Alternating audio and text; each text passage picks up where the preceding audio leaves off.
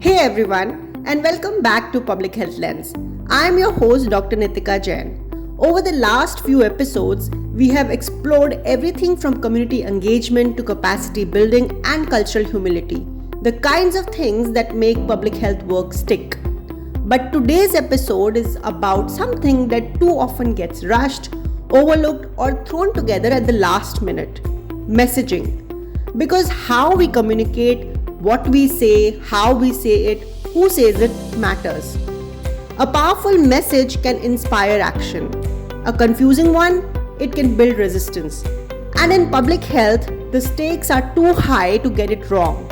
So let's talk about how public health consultants can help create communication that actually connects and doesn't lose people along the way.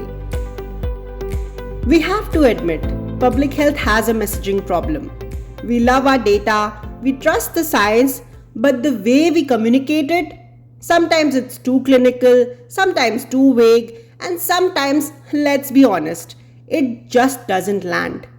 We often assume that people just need the right facts, but behavior change doesn't start with facts. It starts with emotions, value, identity, and trust. And that's where messaging matters. Because public health isn't just about giving information, it's about creating connection. So, where do consultants come in? As consultants, we often have a bird's eye view of the system. But we also get close enough to communities to hear the nuance. That's a powerful place to be. We can help by translating technical language into plain language, tailoring messages to resonate with specific cultures, languages, and lived experiences, sense checking tone and emotional impact, testing and refining messaging with real communities, and most importantly, make sure the message feels human, not just strategic. Because sometimes the delivery is just as important as the data.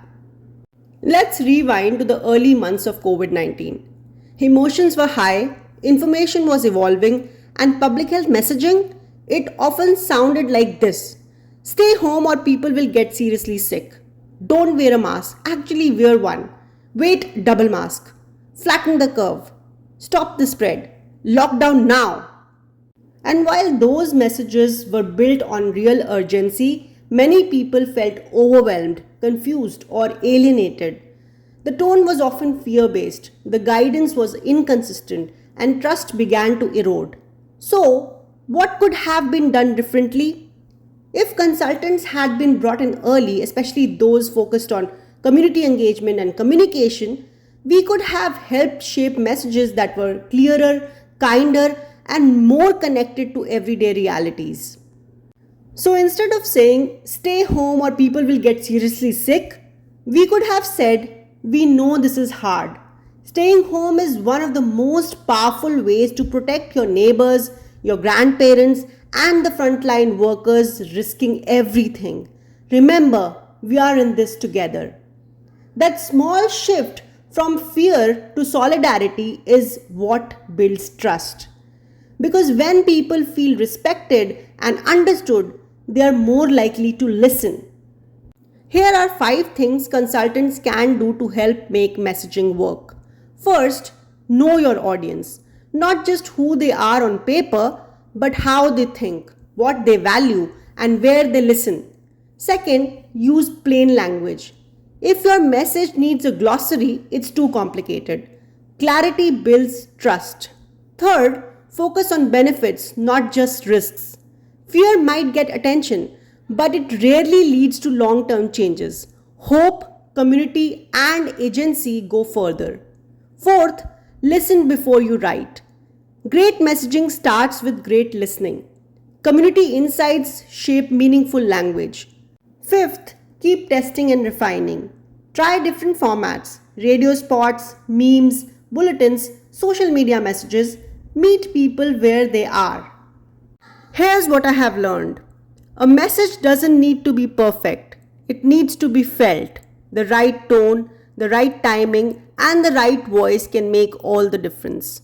As consultants, we are not just here to run numbers or draft strategies.